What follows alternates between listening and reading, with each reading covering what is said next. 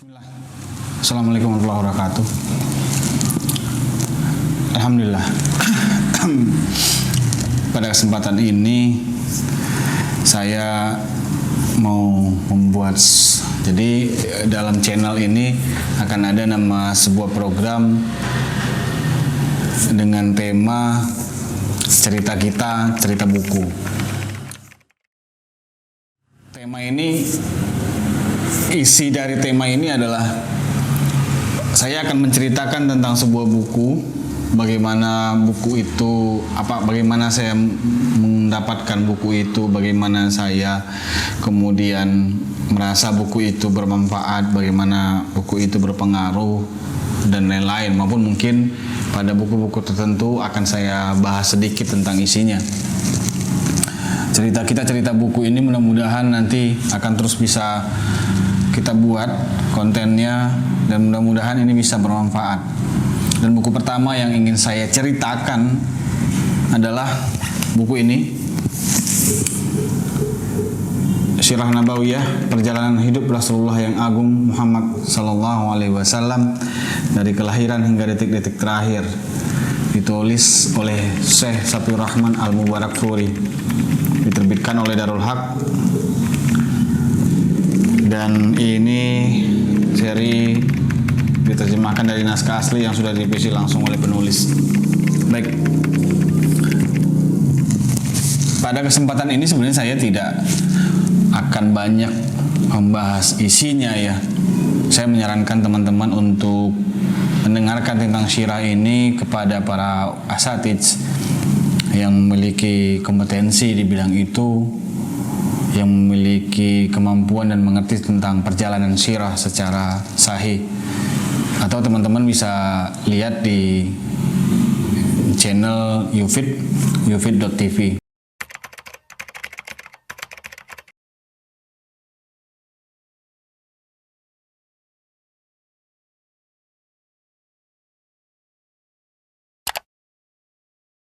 Ada banyak, nanti teman-teman tinggal searching di sana.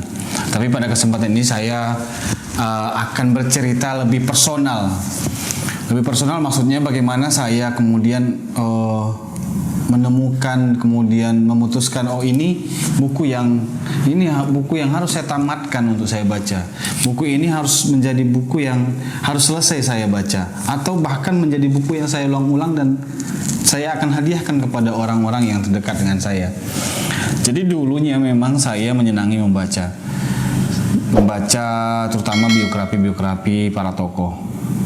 Dulu banyak tokoh-tokoh yang biografinya saya baca, tokoh nasional, tokoh-tokoh pemikir, kemudian para tokoh yang memberikan efek dampak kepada perubahan-perubahan di dunia atau di bidang-bidang tertentu, termasuk juga tokoh-tokoh bisnis ya, karena saya bergerak di bidang bisnis. Ya, banyak tokoh-tokoh pebisnis yang saya baca biografi suksesnya, perjalanan hidupnya. Lalu kemudian saya dulu pernah membaca tentang sirah. Tapi buku sirah pertama yang saya baca, yang saya ingat waktu itu adalah judul bukunya Muhammad Sallallahu Alaihi Wasallam, dan penulisnya adalah Karen Armstrong. Nah, ketika itu saya belum terlalu tahu banyak tentang belum belajar lebih dalam tentang agama. Akhirnya itu menjadi buku dalam perspektif yang sangat duniawi, sangat sebagai sosok manusia saja, sangat bagi saya. Setelah saya tahu, akhirnya nggak menjadikan sesuatu yang lebih dalam. Akhirnya saya mencari, kemudian ketemulah dengan buku ini. Sebenarnya ada banyak ya, teman-teman juga tahu pasti ada banyak buku sirah tentang yang tak ada. Bahkan ada yang membuat novel tentang Muhammad SAW. Tapi saya merasa kita tidak butuh itu, teman-teman. Kita tidak butuh cerita-cerita yang berlebih. Kita tidak butuh cerita-cerita yang ditambah-tambahkan tentang Rasulullah SAW. Kita butuh cerita yang sahih. Dan ini adalah buku yang sahih berdasarkan tentu orang-orang yang berhak mengatakan sahih kesahihannya. Itu mengapa buku ini yang judul aslinya adalah Ar-Rahiq Al-Maktum, dan ini adalah pemenang lomba juara 1 Rabitah Al-Alam Al-Islami. Ini semacam lomba penulisan sirah nabawiyah, penulisan sejarah Rasulullah SAW dengan metode-metode penelitian yang harus dituliskan oleh orang-orang yang punya kompetensi di bidang itu. Terpilih beberapa orang pemenang dan beliau ini adalah juara satunya. Itu diselenggarakan pada tahun 1396 Hijriah atau 1976 Masehi. Dan sudah banyak yang bahas ini. Tentu sekali lagi teman-teman datanglah ke kajian-kajian agama yang sahih untuk mendengarkan sirah Rasulullah SAW yang tepat dan benar.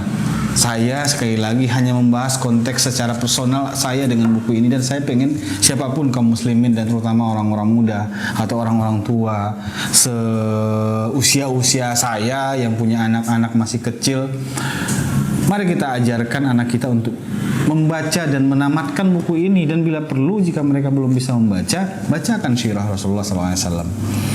Itu yang ingin saya sampaikan pada momen ini. Bukan bagaimana saya akan menjelaskan tentang sirah Rasulullah SAW, apalagi mensarahnya, itu bukan kapasitas saya. Tapi saya ingin mengajak teman-teman untuk ini buku azamkan, tekadkan siapapun, terutama kaum muda. Tidak ada teladan yang lebih baik dari Rasulullah SAW dalam hidup sebagai pemuda, sebagai pemimpin, sebagai orang pebisnis, sebagai apapun. Karena memang kita telah memilih agama Islam sebagai agama kita. Maka kita harus tahu risalah perjalanan manusia yang membawa agama itu, yaitu Muhammad SAW. Nah, ini yang saya maksudkan. Jadi, kenapa buku ini menjadi buku pertama dalam tema, dalam program cerita kita, cerita buku? Karena saya ingin buku ini menjadi buku yang teman-teman harus tuntaskan untuk baca minimal sekali seumur hidup. Minimal sekali seumur hidup. Tekadkan itu dan berikan buku ini kepada siapapun orang-orang yang terdekat, kepada teman-teman, saudara, keluarga, dan bacakan kepada anak-anak kita agar masuk kisah Muhammad SAW ke dalam kehidupan, ke dalam hati mereka, ke dalam jiwa mereka, dan mereka akan bangga menjadi pengikut Muhammad SAW. Dan ya alhamdulillah, membaca buku ini berulang-ulang juga memberikan dampak bagi saya adalah ya ini teladan terbenar. Terkadang kita kan tersilaukan ketika banyak membaca buku biografi. Saya tidak mengatakan bahwa membaca buku biografi orang-orang sukses di dunia bisnis itu tidak penting ya. Saya juga membaca itu. Tapi membaca ini berulang-ulang ketika keteguhan hati kita akan agama ini mulai surut, perjuangan kita dalam menyampaikan agama semampu yang kita bisa ya, seilmu yang kita mampu mulai surut. Membaca sirah ini memberikan semangat, memberikan bahwa kita harus berjuang untuk agama kita dengan apa yang kita bisa dan apa yang kita mampu dan apa yang sepantasnya kita sampaikan. Jadi teman-teman, demikian singkat saja karena ini adalah pembukaan, ini juga adalah awal untuk program ini, program cerita kita, cerita buku, dan mudah-mudahan untuk program berikutnya cerita kita, cerita buku akan ada buku-buku lain yang bisa saya sampaikan kepada teman-teman, dan mudah-mudahan setiap ulasan buku itu memberikan manfaat. Terakhir, saya mau membacakan singkat saja sedikit kisah di dalam buku ini. Saya hanya membacakan kisah ini ada pada halaman 667. yaitu pada bagian subjudul subbab detik-detik kematian. Detik-detik kematian telah tiba. Aisyah radhiyallahu anhu menyandarkan tubuh beliau kepadanya. Ia berkata, termasuk nikmat di antara nikmat Allah yang diberikan kepadaku adalah bahwa Rasulullah sallallahu alaihi wasallam wafat di rumahku, di antara paru-paruku dan tenggorokanku. Allah mengumpulkan antara ludahku dan ludahnya pada saat kematiannya. Abdurrahman bin Abu Bakar masuk. Di tangannya ada sepotong siwak. Sedangkan Rasulullah sallallahu alaihi wasallam bersandar pada tubuhku. Aku melihat Rasulullah sallallahu alaihi wasallam memandang siwak tersebut dan aku tahu bahwa ia menyukai siwak. Aku berkata kepadanya, "Maukah aku ambilkan untukmu?" Beliau menganggukkan kepalanya bertanda mengiyakan.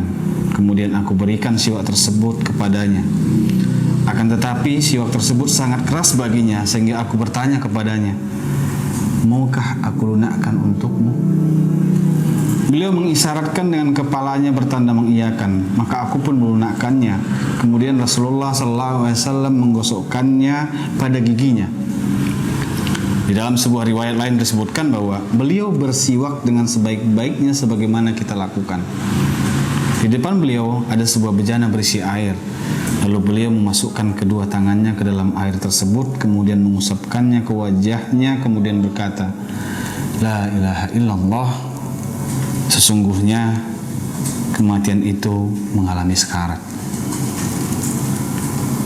Tak berapa lama selesai bersiwak, Rasulullah SAW mengangkat tangan atau jarinya dan menatapkan pandangannya ke atap, kemudian bibirnya bergerak dan Aisyah mendengarkannya.